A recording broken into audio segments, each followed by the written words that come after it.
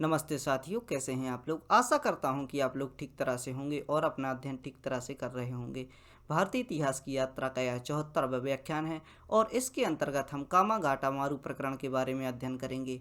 यह जो व्याख्यान है आपकी परीक्षाओं की दृष्टि से बहुत ही महत्वपूर्ण है। 19वीं सदी में जो भी आंदोलन चल रहे थे उन आंदोलनों में इसकी बहुत ही महत्वपूर्ण भूमिका रही है और इसको समझने का प्रयास हम आज के व्याख्यान में करेंगे। आइए प्रारंभ करते हैं आज का व्याख्यान। कामागाटा मारू प्रकरण। यह जो घटना है यह 1914 ईस्वी में घटित हुई। इस समय को आप याद रखिए। समय याद रखना क्यों आवश्यक है इसको भी हम जान लेते हैं कि 1914 में ही पहला विश्व युद्ध प्रारंभ हुआ और पहले विश्व युद्ध के प्रारंभ की जो घटना है वह भारत से बहुत ही अधिक रूप से जुड़ी हुई हैं। अतः हम समझ सकते हैं कि 1914 में हुए प्रथम विश्व युद्ध में भारत द्वारा हिस्सा लिया गया था। महात्मा गांधी द्वारा इस युद्ध में हिस्सा लेने के लिए आह्वान किया गया था, चूँकि ब्रिटिश सरकार के यह बयान थे कि यदि आप इसमें सहयोग देते हैं तो आपको स्वतंत्रता के लिए हम सहयोग करेंगे। भारत में जो भी डोमिनियन स्टेट की मांग है उसको पूरा करेंगे। इसी मांग के चलते भारत द्वारा इनका साथ दिया गया था। आगे देखते हैं इसके बारे में। कामागाटा मारू एक जापानी जहाज हुआ करता था और यह जहाज होने के कारण इसका नाम कामागाटा मारू था, इसलिए इस प्रकरण का नाम भी कामागाटा मारू रखा गया। अतः इसे कामागाटा मारू प्रकरण के नाम से भी जाना गया। 1914 ईस्वी का समय होता है जब कनाडा सरकार ने भारतीयों को कनाडा आने से रोकने के लिए कानून बनाया था। चूँकि हम देख सकते हैं कि संचार का इतना अभाव था कि भारतीयों के पास इस चीज़ की जानकारी नहीं थी और जिस समय पर यह कानून बनाया गया था उससे पहले ही यहाँ से वो जो कि भारतीयों का जो जहाज़ था वह वहाँ पर निकल चुका था। यहाँ पर हम देख सकते हैं भारत से आने वाले उन्हीं जहाज़ों को कनाडा में प्रवेश दिया जाता था जो बिना रुके सीधे कनाडा आते थे। अतः यहाँ पर ऐसी संभावना जताई जा रही थी कि यदि यह जहाज़ कहीं से होकर जाते हैं तो इसमें कुछ आर्टिलरी, कुछ ऐसी सामग्री रखी जाएगी जिससे कि इस प्रकार की संभावना है कि विवाद और अधिक बढ़े। अतः इसी विवाद से बचने के लिए कनाडा सरकार द्वारा इस प्रकार के कानून बनाए गए थे।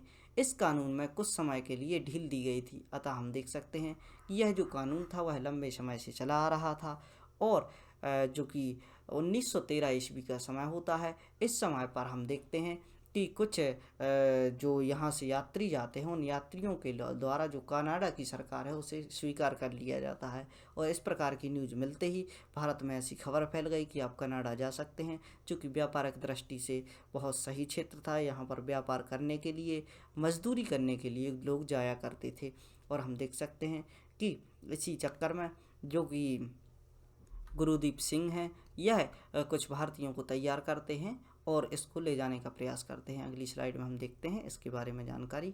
यहाँ पर हम देख सकते हैं हांगकांग में रह रहे गुरुदीप सिंह ने कामागाटा मारू जहाज किराए पर लिया। यहाँ पर हम देख सकते हैं गुरुदीप सिंह के लिए जो कि कामागाटा मारू जहाज के लिए किराए पर लेते हैं और कनाडा जाने वाले इच्छुक 376 यात्रियों को लेकर, जिसमें अधिकतर सिख हुआ करते थे, 1914 में रवाना होते हैं। 23 मई 1914 का समय होता है। यह वैंकूवर पहुंचने से पूर्व यह नियम को पुनः कठोरता से लागू कर दिया जाता है।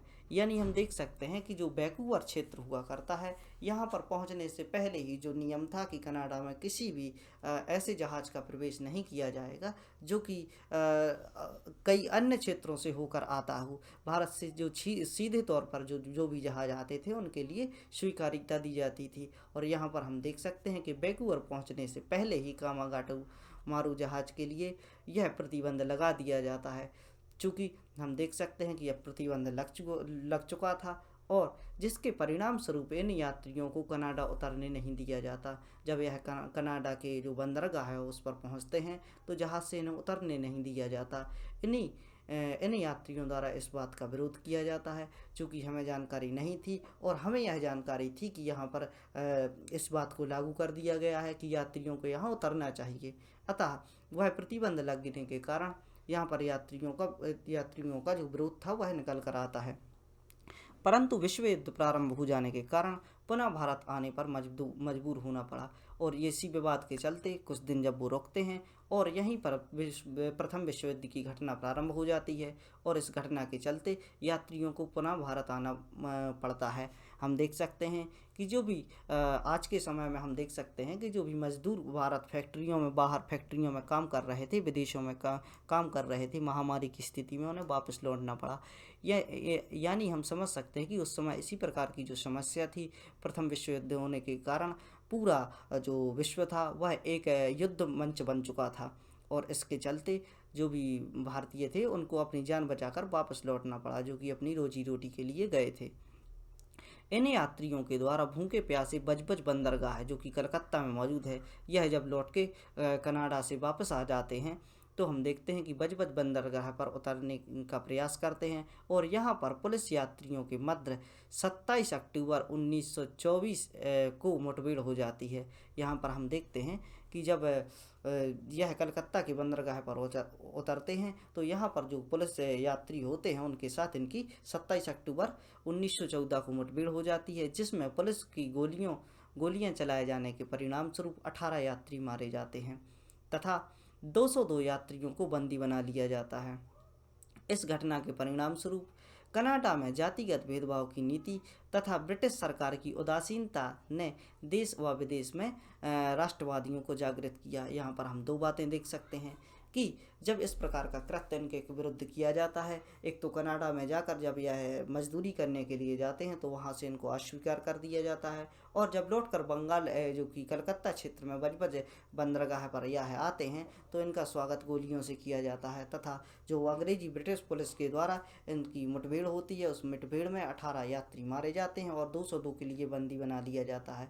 यह घटना धूल पकड़ लेती है और हम देखते हैं कि इसके परिणाम स्वरूप जो भी बातें निकल कर आती हैं, यहाँ पर जो फ्रीडम स्ट्रगल मूवमेंट चल रहा था, जो भारत की आज़ादी के लिए बातें चल रही थी, इसी के चलते यह विवाद एक मुद्दा बन जाता है और इस मुद्दे में हम देखते हैं कि जातिगत भेदभाव, चूँकि यहाँ पर हम देख रहे थे कि जो भी कुछ व्यक्ति जो कि जातिगत रूप से इन पर भेदभाव किया जा रहा था, उनको गोली चलाई गई, उनको बंदी बनाया गया और जो कि किस रूप से था, वहाँ पर कनाडा में इनका जो विरोध किया गया, इसलिए जो विदेशों के प्रति इनकी नीति थी वह भी बदल गई। और दूसरी तरफ हम देख सकते हैं कि जब ब्रिटिश सरकार द्वारा यहाँ पर गोलियाँ चलाई गई या उनको बंदी बनाया गया तो इस प्रकार देश व विदेश दोनों में ही राष्ट्रवादी जागृत हुए इस विरोध के खिलाफ।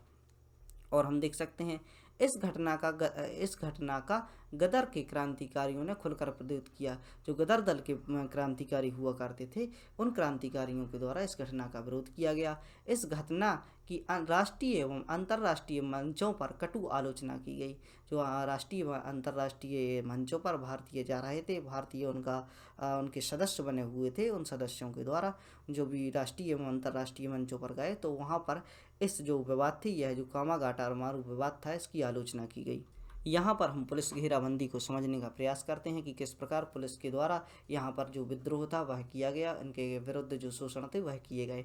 यहाँ हम देख सकते हैं कि उस समय नौका परिवहन इतना विकसित नहीं था कि एक इतनी लंबी यात्रा को सीधे तौर पर किया जा सके। अतः आपको यदि लंबी यात्रा करना है तो कहीं ना कहीं आपको ठहरना पड़ेगा। अतः बिना पड़ाव के लंबी यात्रा करना लगभग असंभव था। इसी समय कनाडा उच्चतम न्यायालय द्वारा अपने निर्णय में 1913 में अपने देश में घुसने का अधिकार दे दिया गया, जो सीधे भारत से नहीं आते थे। यहाँ पर हम देख सकते हैं कि 1913 में ऐसा ह्यूमर था, ऐसी जानकारी फैली हुई थी कि जो कनाडा क्षेत्र है, कनाडा जो देश हुआ करता है, तो उस पर आने के लिए अनुमति दे दी गई है। और हम देखते हैं कि इसी निर्णय से उत्साहित होकर भारत के गुरदीप सिंह कामागाटारमारू नामक जहाज किराए पर लेकर 376 यात्रियों के साथ वैंकूवर की ओर प्रस्थान करते हैं। यह जो क्षेत्र है वह कनाडा का बंदरगाह हुआ करता था, जो वैंकूवर क्षेत्र है। इन लोगों के तट पर पहुंचने के बाद पुलिस ने भारतीयों को घेराबंदी कर ली। जब हम देखते हैं कि यहाँ पर जो भी लोग पहुँचते हैं तो पुलिस द्वारा इनकी घेराबंदी कर ली जाती है और घुसने से मना कर दिया जाता है। तटीय समिति की स्थापना हुई। इसी के विवाद के चलते तटीय समिति की स्थापना की, जिसमें हुसैन रहीम, सोहन लाल पाठक एवं बलवंत शाह ने इन यात्रियों की लड़ाई लड़ने के लिए सुर कमेटी यानी तटीय समिति की स्थापना की। तटीय समिति के सदस्य पूछ लिए जाते हैं तो आपको याद रखना है कि हुसैन रहीम, सोहनलाल पाठक एवं बलवंत शाह के सदस्य हुआ करते थे, जिनके द्वारा यात्रियों की लड़ाई लड़ने का प्रयास किया गया तथा सुर कमेटी यानी तटीय कमेटी की स्थापना की गई। अतः आप जो कामागाटू मारू प्रकरण है इससे संबंधित जानकारियाँ आपके लिए पर्याप्त हैं। आप समझ चुके होंगे कि यह प्रकरण क्या था। अतः किसी भी प्रकार का प्रश्न आपसे बनता है तो उत्तर देने में आप सक्षम होंगे। और साथ ही हमने इस समय की सामाजिक व्यवस्थाएं एवं देश एवं विदेश की नीतियों को समझने का प्रयास किया। इसी प्रकार के प्रयास मेरे द्वारा हमेशा किए जाते हैं और आगे भी किए जाते रहेंगे। और खुश रहिए, पढ़ते रहिए और जो भी चीज़ें हैं इस प्रकार की जानकारियाँ जिनको आप अपने सहपाठियों एवं आसपास के बच्चे जो भी इन चीज़ों से वंचित हैं उन तक पहुँचाने का प्रयास कीजिए।